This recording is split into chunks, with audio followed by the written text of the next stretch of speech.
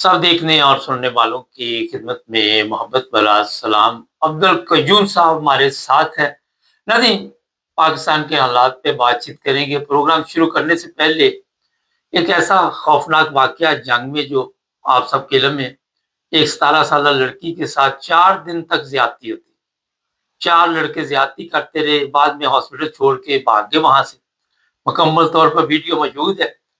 और वहाँ के जो MP है, कोई साबक या कौन है, कोई पावरफुल बंदा, उसने इन लड़कों को पता नहीं छुड़वा लिया या क्या।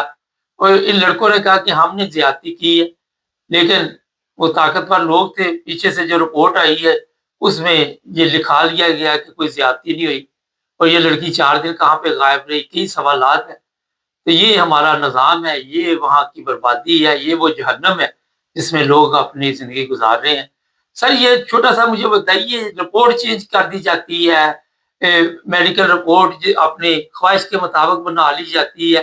क्या देखते हैं इस मुल्क में? वाकई एक कमजोर आदमी जो है वो जहन्नम में पड़ा हुआ है। पाकिस्तान एक इस्लामी मुल्क नहीं है बाबर साहब। ये शुरू से हम लोग बात कर रहे हैं प्रोग्रामों में कि ये एक इस्लामी मुल्क का सर, नाम इस्लामी है, नहीं, लेकिन इंसान नहीं है, इंसानी भी नहीं है।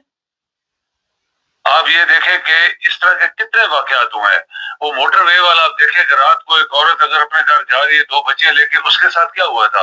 और आज तक वो लोग आराम से वहां जेल में बैठे खाना पीना खा रहे हैं, जज मिले हुए हैं, पुलिस मिली हुई है, तो अदारे आपके मिले हुए हैं। ये पाकिस्तान जो है क्यों इसके ऊपर अल्लाह की बदबख्ती आ गई है, क्योंकि यहाँ पे लोग जो है वो इन्होंने जो मकसद था जिनका वो तो चले गए, लेकिन बाद में इन्होंने फिर पाकिस्तान के साथ खाना पीना लूटना, जो भी ज्यादतियां करना, सब कुछ जायदादें जब्त करना, लोगों की इससे लूटना। आप देखिए थानेदार खुद, आप कोई औरत अगर औरत चली जाए वहां पे ये बच्चियों के साथ, तो वहां और पहले तो थानेदार उसकी इज्जत लूटता है, ठीक है। तो वो रिपोर्ट क्या देगा, वो रिपोर्ट आगे क्या करेगी। ये किसी जगह भी आपकी ना स्कूलों में, ना कॉलेजों में, ना बसों में, ना टैक्सियों में, ना क्या कहते हैं रक्षों में इज्जत महफूज है। तो ये पाकिस्तान जो टले मारते हैं, पैंट कोट तहिया पहन के, एक जैली वजीर आजम, उसकी काबीना और सदर और चीफ ऑफ आर्मी स्टाफ साथ मिला हुआ है। आप ये देखें कि जो कंगाल मुल्क है जिसको MIF कहता है, तुम इतने परसेंट पेंशन दोगे, इतने परसेंट तनख्वाह दोगे, इतने परसेंट ये करोगे, इतने परसेंट वो करोगे, उस मुल्क को शर्मनाक तरीके से उन्होंने कैद किया हुआ है। और उनके टर्रे आप देखें टीवी के ऊपर बैठ के, आप जजों को देखें, MNS को देखें, senator, president, prime minister, chief of army staff, मुबारक साहब बदबख्ती है। इनको आप तनख्वाहें देखें, 25-25 लाख रुपए पाकिस्तान की तनख्वाहें। इनको मुफ्त घर मिला हुआ है, मुफ्त नौकर मिले हुए, मुफ्त गाड़ियां मिली हुई है, कोई टेलीफोन का बिल नहीं आता, कोई बिजली पानी का बिल नहीं आता, बाहर पुलिस खड़ी है, वो गाड़ी जिधर मर्जी मिस यूज करो। बच्चे प्राइम मिनिस्टर की गाड़ी में जा रहे हैं, और हेलीकॉप्टर एक चीफ ऑफ आर्मी साहब ने खरीद लिया है, एक वजीर आजम ने खरीदा हुआ है, एक उसकी बेटी ने खरीदा हुआ है, प्रेसिडेंट ने अलहदा रखा हुआ है। जब पाकिस्तान जैसा मुल्क जो कि कंगाल हो गया है, उसके लीडर्स अगर ये काम कर रहे हैं, तो आपकी मुर्दा कौम जो है, मुर्दा कौम जो 24 करोड़ अपने आप को कहती है, हम 24-25 हो गए, 6-26 हो गए, तो उनका हालत ये है।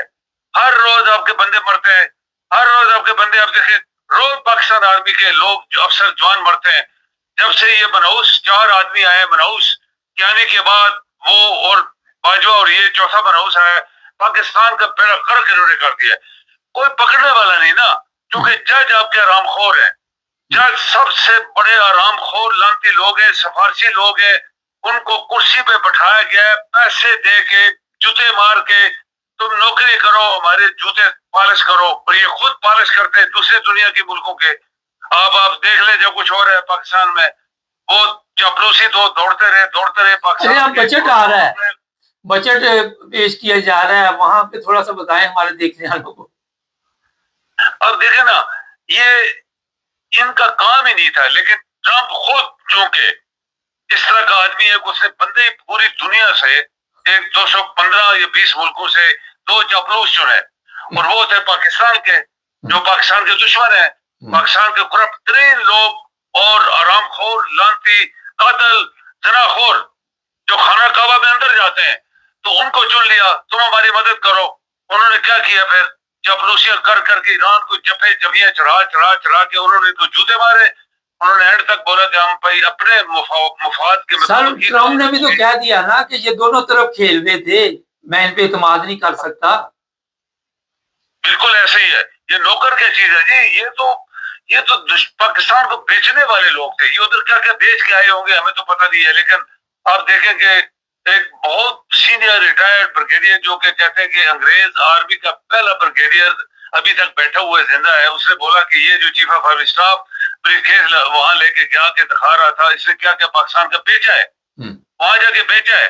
اب آپ دیکھ لیں، تو جب اس طرح کے لوگ آپ کی قیادت ان کو دے دی جائے، چلو تم ملک چلاؤ، یعنی الیکٹڈ گورنمنٹ نہیں، ملک چلاؤ، اس میں سب چور چکر ڈاکو آ گئے، اس میں قاتل. اچھا یہ میں کیا اضافہ کر دوں اس میں، یہ جو آزاد کشمیر کے وزیر اعظم اور وہاں پہ پھڈا پڑا ہوا ہے، سنا وہ بھی لڑکیوں کے ریپ کرتا رہا ہے، اور جو بھی حرام خور جتنا بڑا ہوگا وہ ان کو ملے گا اس کام کے لیے. ایک بندہ بھی وہاں پہ آپ کو ایسا نہیں ملے گا جس کے اوپر کوئی الزام نہ ہو. بالکل ایسے ہی. اب دیکھیں ڈاکٹر عبد القدیر نے کہا کہ دیکھیں پاکستان ایک ایسا ملک ہے. پہلی بات ہے کہ ڈاکٹر قدیر یہاں سے بھاگ کے چلا گیا تھا، جب اس کی تنخواہ انہوں نے 1500 روپے رکھی تو اس کی بیوی نے بولی، وہ ہالینڈ کی تھی، اس نے بولا بھائی تم کیا پاگل انسان ہے کہ ادھر لاکھوں لینے والے 1500 روپے پاکستان میں نوکری کرنے آیا ہے، چھوڑ چلے واپس. تو پھر بھی وہ دیکھے اس کے دل میں ایک محبت تھی پاکستان کی، میرے پاس کچھ مواد ہے، میں پاکستان کو کچھ دینا چاہتا ہوں. پھر بھی وہ بھاگنے کے لیے چلا گیا. اور یہ وزیر اعظم جو بھٹو، جو اصل میں حرام کی اولاد تھی، یہ نہرو کا بیٹا ہے، انلیگلی اس کا حرام کی اولاد ہے، یہ نہرو کا بیٹا ہے اصل میں. اس نے اس کو نکال دیا تھا کہ جاؤ تم، ہمارے پاس جگہ نہیں ہے. تو پھر کہتے ضیاء الحق نے اس کو پکڑا کہ ٹھیک ہے صبر کرو، میں بات کرتا ہوں وزیر اعظم سے. تو قصہ چلتا رہا، وہ بھٹو کا جو اشر ہوا، جو ضیاء الحق کا ہوا، باقی صاحب کا ہوا، تو اینڈ تک وہ ملک پر. لیکن اس نے ایک بات کی ہے مواد صاحب، اس نے بولا پاکستان ایسا ملک ہے کہ جتنے گناہ کرو، ملک کو بیچو، کھاؤ پیو، سب سے بڑا عہدہ ملے گا.